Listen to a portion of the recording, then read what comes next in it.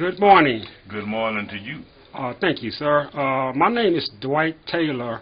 I'm here at a bank in Gary, Indiana with Mr. Gordon Keefe. Mr. Keefe, discoverer of Michael Jackson here in Gary, Indiana, many years ago. And you got that right. All right, then. Mr. Gordon, what do we have here? This is where Michael Jackson and the Jacksons came from. Not this one here, but certainly the rest of this. Okay. Yeah. I probably shouldn't have had that up there. This is a rehearsal tape. This is a rehearsal tape. These two right here. This is the first, let's say, printing and stamping of the Jackson's very first record, Big Boy. That's one of my favorites. Mm-hmm. Yes. This is one stamped by Atlantic Records that we did when I had a contract in reference to the Jacksons with Atlantic Records before they double-crossed me and went to Motown.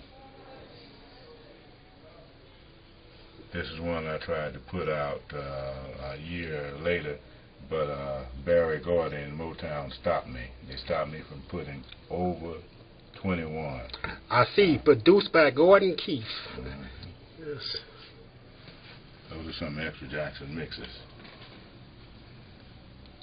My purpose is to show everybody that the Jacksons, Michael Jackson, they started with me, and that I am the one that put them out there and made them famous and rich, not their parents. Their parents did not produce their children. Gordon Keefe produced the Jacksons' very first recordings, and it wasn't that hard to do.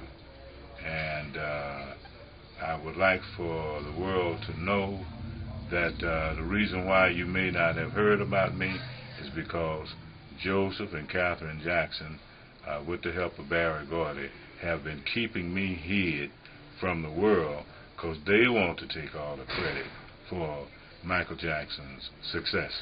And that's not correct. You're looking at the person right now, Gordon Keefe, that did all of those things for them, but I was double-crossed by Joseph Jackson and Catherine Jackson and the whole family. Mr. Keefe. Yes, sir. You aren't getting any recognition for Michael Jackson. That's right.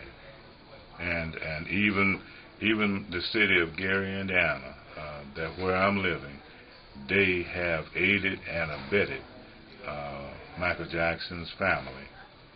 Let's say, prevent me from getting not just my fame and fortune, but just to make it clear, they are interfering with me getting my money from the Jackson family, which is owed to me by them, Motown Records and Barry Gordy.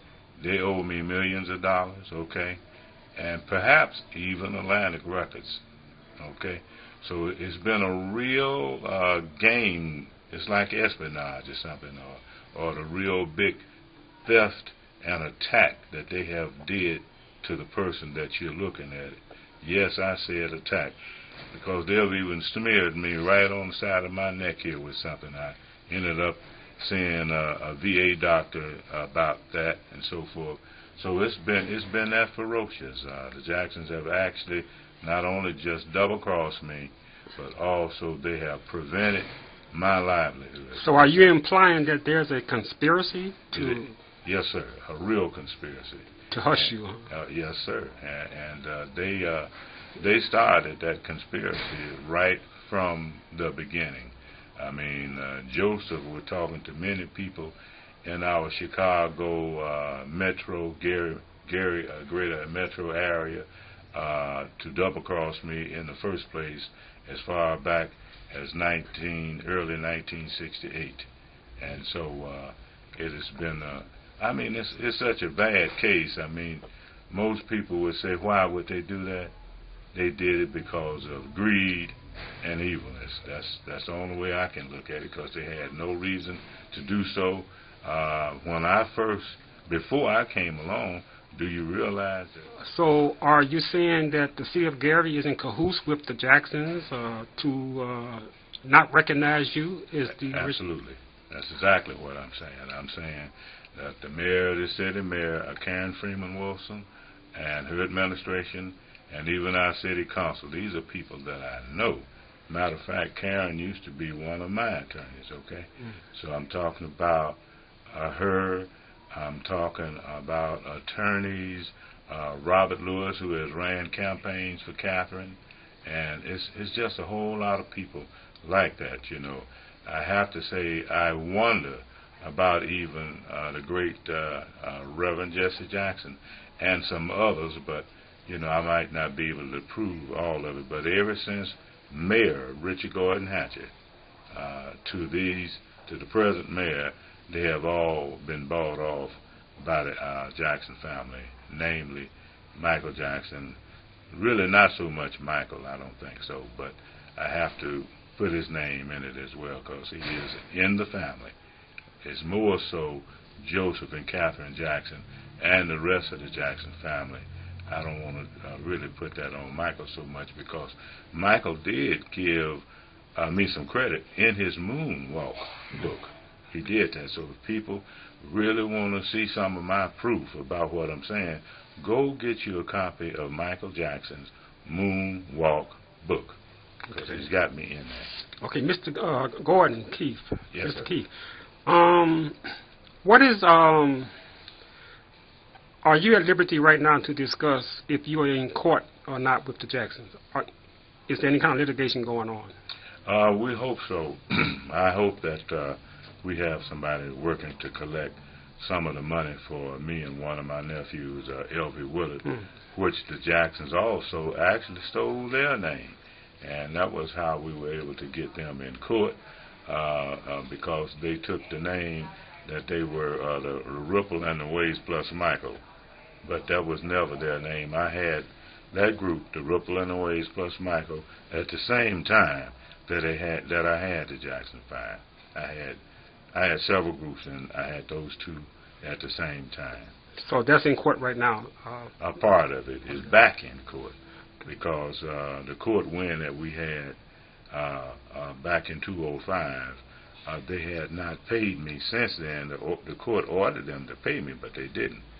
So that's why I say to people, yeah, the Jacksons, you know, we did have a partial win, but you know, you have to have money to make these people pay you too. Absolutely, absolutely. And that is a situation.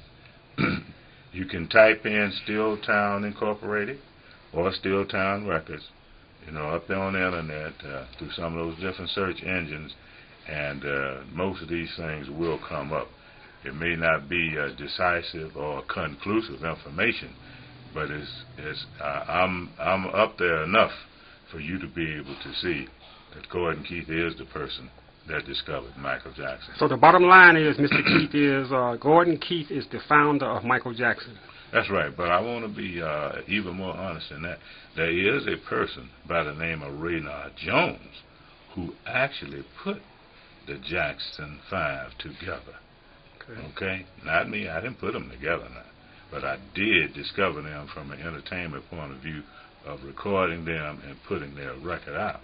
But unlike the lies that the Joseph and Catherine Jackson family have told, before Reynard Jones came along and actually put the group together, Joe never took an interest in his own boys.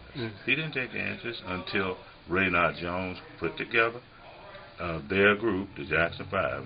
And Reynard Jones is a person who went to school with the oldest Jackson boy, Jackie Jackson. Okay?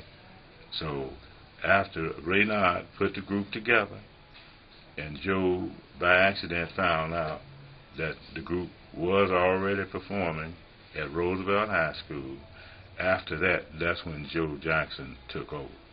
But I'm saying it to you loud and clear, Joe Jackson did not put his own boys group together, okay? Joe and Catherine Jackson did not record the Jackson boys. I did. Okay. But they are the kind of people, like maybe a lot of parents might be. They don't want nobody else to get credit but them, and that's why they did this stuff to me. Gotcha. Okay. All right, Mr. Keith, I appreciate that. Thank you, young man. And God bless you. And God bless you, sir. Okay.